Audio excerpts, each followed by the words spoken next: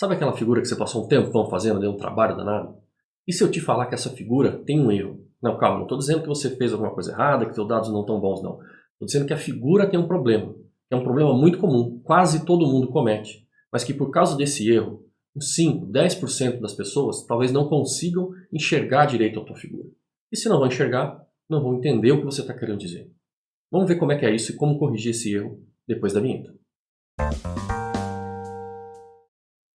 Olá pessoal, bom ter vocês de volta por aqui no canal do SpanLab. Eu sou o professor Carlos Groman e hoje a gente continua falando sobre publicação científica. No vídeo de hoje eu quero conversar com vocês sobre figuras e gráficos. E acontece que tem um pequeno erro que praticamente todo mundo comete nas figuras que faz com que uma parte das pessoas não consiga enxergar direito o que está ali. E se não enxerga, não entende, se não entende, não vai considerar seu trabalho, não vai citar. E qual é o problema? É que a gente, quando faz a figura, esquece e nem todo mundo enxerga as cores da mesma maneira. Bom, a essas alturas você já deve saber que eu estou falando de daltonismo, né? Ou discromatopsia, que é quando a pessoa tem um problema ou uma incapacidade mesmo de perceber algumas ou todas as cores. O daltonismo foi descrito pela primeira vez em 1794 por John Dalton, que era um químico, meteorologista e físico britânico e mais famoso por ter sido um dos primeiros cientistas a descrever que a matéria é feita de átomos. Antes da gente falar das nossas figuras, vamos dar uma revisada rápida de como é que funciona o nosso sistema visual e o daltonismo. Eu tenho uma aula aí de geoprocessamento que eu falo um pouco mais sobre o sistema visual, sobre como é que a gente processa as cores, e eu vou deixar aqui em cima linkado no card se você tiver interesse. Na nossa retina, a gente tem dois conjuntos de fotorreceptores, que são os cones e os bastonetes. Os bastonetes eles registram só a variação da intensidade da luz, então é como se eles só enxergassem em tons de cinza. Já os cones vão ser sensíveis a comprimentos de onda de cores. E aí a gente vai ter três tipos de cones na nossa retina. Os cones S, que são sensíveis ao azul, os cones M, que são sensíveis ao verde, mais ou menos ali, e os cones L, que são sensíveis ao vermelho. E nós somos seres tricromáticos, ou seja, o nosso cérebro vai usar a informação desses três tipos de cones para compor as cores daquilo que a gente está enxergando. Então, se você tiver algum problema, alguma anomalia em um desses tipos de cones, ou mesmo não tiver, tiver ausência de um tipo desses cones, aí você não vai conseguir enxergar as cores como a maioria das pessoas. Olha, nesse vídeo aqui eu vou ficar mais na parte hereditária do daltonismo, tá? Mas lembra que ele pode ocorrer também por problemas neurológicos ou mesmo lesões físicas. Então a origem genética dessa perturbação da percepção visual é causada por o quê? É um gene recessivo no cromossomo X. Então isso ocorre com muito mais frequência entre os homens, porque nós homens somos XY. Então se você tem um gene desses recessivo, já era, cara, você já não vai enxergar direito. Já as mulheres, que são XX, elas têm muito mais chance de ter um recessivo e o outro dominante. E aí o dominante compensa e elas continuam enxergando normal. Agora, para começar a dar um pouco de nome aqui às coisas, a gente vai dividir essas discromatopsias em três grandes grupos. As monocromacias, as dicromacias e as tricomacias anômalas. Vamos ver isso daí. Dessas condições, a mais rara é a monocromacia, que é quando a pessoa simplesmente não tem cones e aí ela não enxerga cores. Só enxerga a intensidade, ou seja, enxerga em tons de cinza. Já a dicromacia acontece quando a pessoa não tem um dos tipos de cones, ela acaba enxergando meio que em duas cores. E aí, na dicromacia, a gente vai ter três tipos, tá? Que é a deuteranopia, a protanopia e a tritanopia. Na protanopia, a pessoa não tem aqueles cones L, os cones que pegam o espectro do vermelho.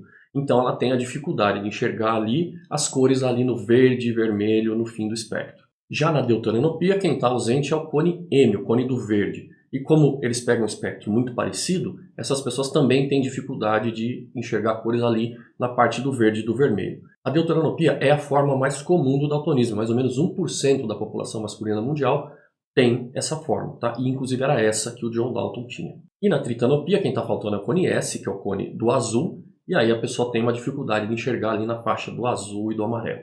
Depois a gente tem também as tricromacias anômalas, que é quando ao invés da pessoa não ter um tipo de cone, ela tem uma mutação em algum desses cones.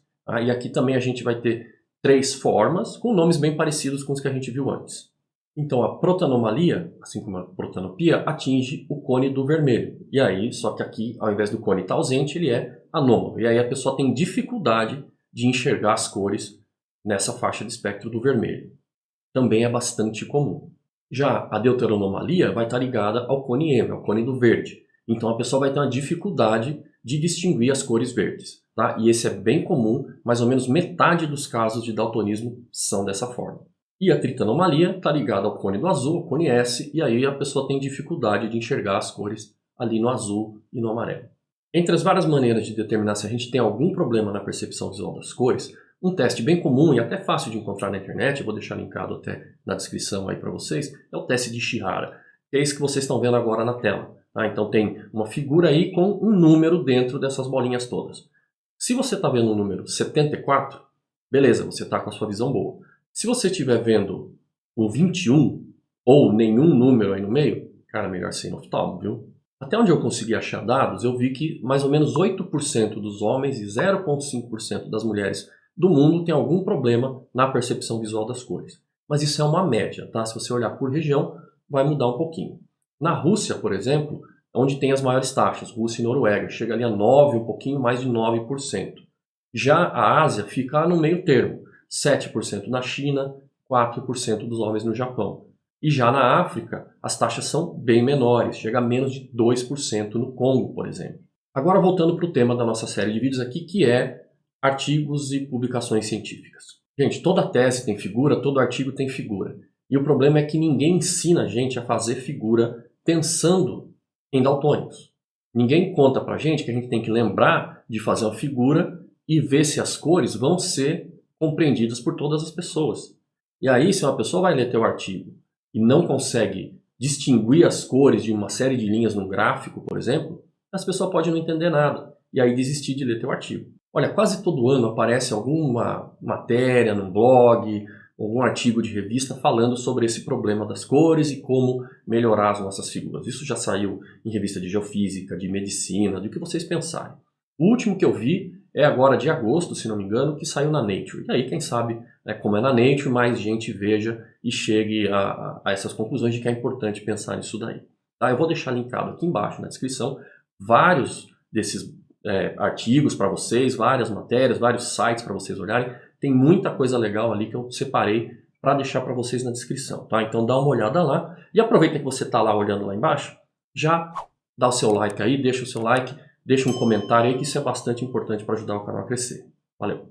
Eu fui chegar nesse assunto de cores e de daltonismo vendo um blog que eu acompanhava na época que chama Mike Carta, tá linkado aí embaixo também, tá? E ali o Matheus, se não me engano, que é a pessoa que escreve, ele falava como era problemático usar para dados geofísicos, para fazer mapas assim de superfícies, aquela escala de cores padrão que vinha em praticamente tudo que era programa, que era o arco-íris. Né? Alguns programas chamam de Rainbow, e ele usava um, que é o Matplotlib, que chamava de Jet, mas é a mesma coisa.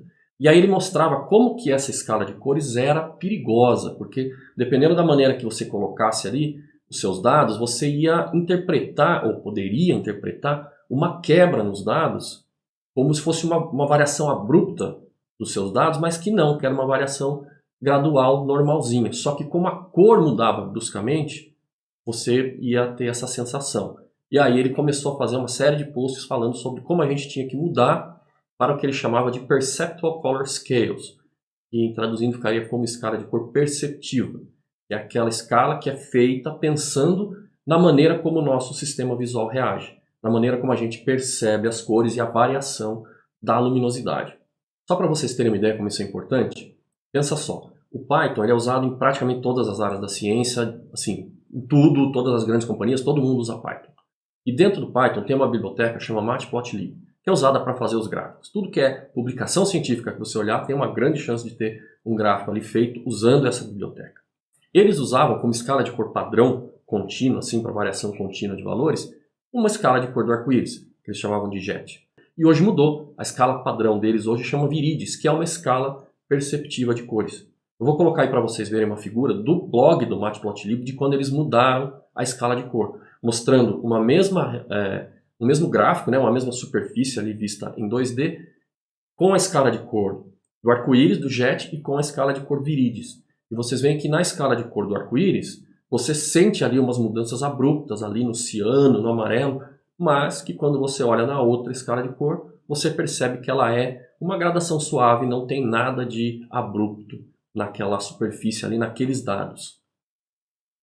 Agora eu quero mostrar alguns exemplos para vocês que eu tirei de um post do blog Towards Data Science, que é muito legal, tem muita coisa interessante ali.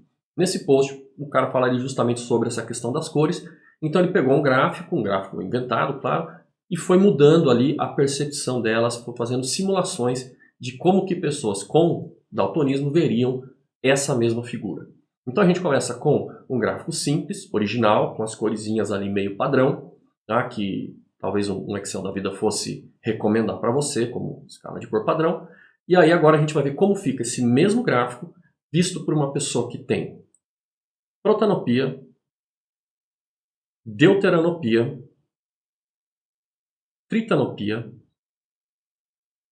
protanomalia, deuteranomalia e tritanomalia. E ainda a gente vê aqui a monocromacia ou acromatopsia.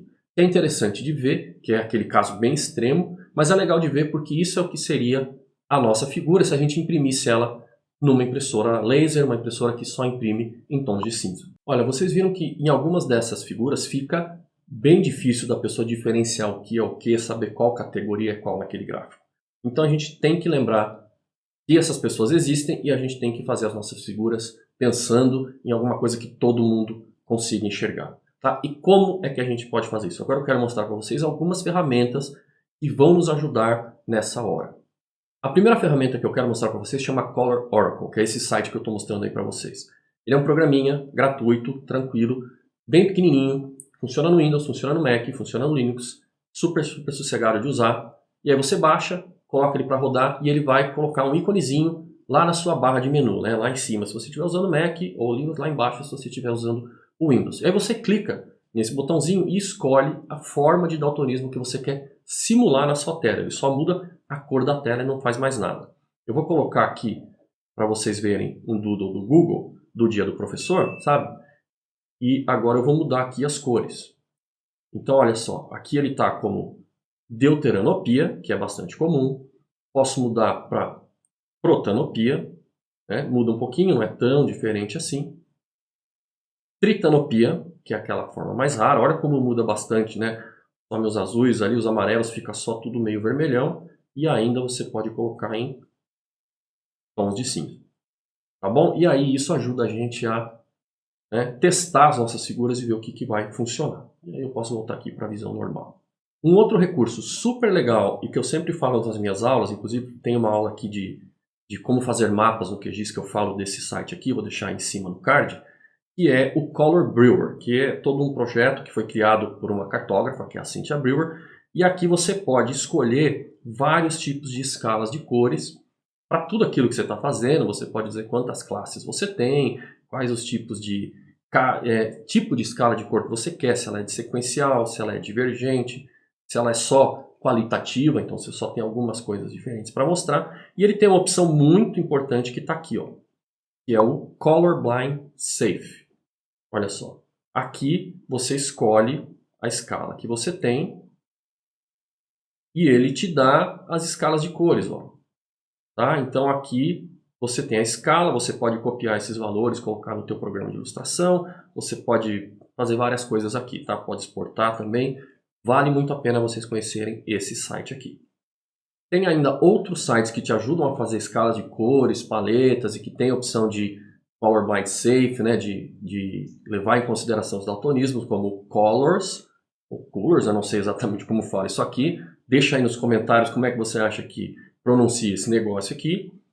Tem também esse aqui, ó, o site em cima se chama color-blindness.com. Em alguns lugares vocês vão encontrar como Coblis Color Blindness Simulator. E aqui ele tem, além de um simulador de color blindness, né, de daltonismo, ele tem muita coisa interessante de documentação, muito texto. Tem um livrinho sobre color blindness, é super legal de olhar as coisas que tem aqui. Lembra, tudo isso está linkado aí embaixo na descrição para você. E se você usa programas de ilustração, tipo Photoshop, Illustrator, CorelDRAW, Inkscape, GIMP, praticamente todos eles têm alguma coisa ligada a daltonismo. Todos eles vão ter algum filtro que vai mostrar a tua imagem com uma simulação ali de deuteranopia, protanopia, essas coisas. Também vou deixar dois links aqui embaixo, um da Adobe e um do GIMP, que pode ajudar vocês.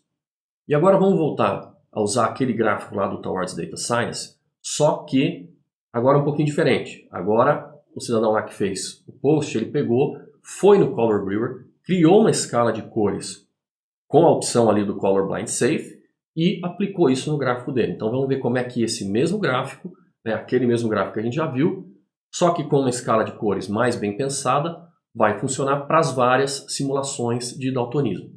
Então vamos ver como é que esse gráfico fica com, de novo, protanopia, deuteranopia, tritanopia, protanomalia, deuteranomalia e tritanomalia. E, é claro, monocromacia. Então veja que quando a gente usa essa escala de cores já bem pensada, é possível distinguir as categorias mesmo para aquelas pessoas que têm alguma dificuldade de percepção visual de cores, né? Bem legal. Outra coisa que a gente pode fazer é mudar padrões de símbolos, de linhas e de rachuras. Dá uma olhada nesse aqui. Esse é o mesmo gráfico de antes, só que ao invés de usar o mesmo símbolo para todas as categorias, a gente muda, além da cor, o símbolo também. E aí não tem como errar, né? Aí fica fácil de ver quem é quem. Esse outro gráfico aqui só tem linhas. E aí o que a gente faz? A gente muda os padrões. Muda a espessura da linha, muda o tipo de uma linha contínua para uma linha tracejada, para uma linha pontilhada. E aí isso também ajuda a pessoa a entender o que é o que. Se for um gráfico que tem áreas, tipo gráfico de barra, coisa assim, aí você pode também usar rachuras para ajudar a diferenciar o que é uma área, o que é uma categoria de outra. A rachura também é uma coisa que funciona bem para mapas. Às vezes a gente não consegue fugir de escalas de cor padrão, de escala de cor oficial de mapas, mas uma rachura ali pode te ajudar. Vou também deixar linkado aqui embaixo um artigo do Bernard Jenny que fala só sobre isso, só sobre como trabalhar com mapas e cores pensando em daltônicos. E outra coisa que o Jenny fala também, que é bem importante, é que além disso tudo você pode juntar esses artifícios todos, né? Você junta linhas diferentes, com espessuras diferentes, com símbolos diferentes, com rachuras diferentes, e ainda você coloca anotações em cima do gráfico. Então você vai lá em cima do gráfico mesmo, você escreve quem é aquela linha, quem é aquele ponto, quem é aquele símbolo, e ajuda ainda mais o seu leitor. Então, para dar uma resumida, use as cores que ajudem as pessoas com daltonismo a entender as diferentes categorias, use linhas de espessura diferente, de padrão diferente, use rachuras quando for necessário, use anotações, use rótulos ali nos seus pontos para dizer quem é quem. Se possível, até misture essas coisas todas. Só cuidado para não deixar a figura muito poluída, cuidado para não carregar a mão, tá? Inclusive eu vou deixar aqui para vocês verem um link do blog de uma empresa que chama Dark Horse Analytics, que eles têm uma série de posts muito legais sobre como deixar as suas figuras mais bonitas. Tá? Tem uma coisa em visualização de dados que chama o Data to Ink Ratio, então a razão entre o que tem de dados e o que tem de tinta no teu gráfico. E eles mostram como, às vezes, muitas vezes o menos é mais. Muitas vezes você tirar alguns elementos do teu gráfico, deixa ele mais limpo, mais bonito e mais fácil até de entender. Eu vou deixar ali linkado para vocês, dar uma olhada que é bem interessante. Principalmente a parte que eles falam sobre o gráfico de pizza, que muita gente abusa. Dá uma olhada lá. Bom, gente, uma outra questão, que até é um pouco mais polêmica de falar, mas que é preciso às vezes tocar nesse assunto sim, é que vocês sabem que tem uma desigualdade muito grande na academia. Tem uma desigualdade de gênero, tem muito mais homens cientistas do que mulheres, em diferentes estágios da carreira, e também tem uma desigualdade social muito grande. É lógico, os grandes centros de pesquisa estão nos países mais ricos, então isso vai levar a uma situação, agora pensando no artigo, tá? Porque você vai submeter teu artigo e ele vai ter que ser revisado. Então qual a chance de que a pessoa selecionada para fazer a revisão do seu artigo seja de um país rico ou não? Qual a chance também de que essa pessoa seja homem ou mulher? Pois é. Então, lembra, a chance é maior de que seja um homem, a chance ainda maior de que seja um homem de ascendência norte-europeia.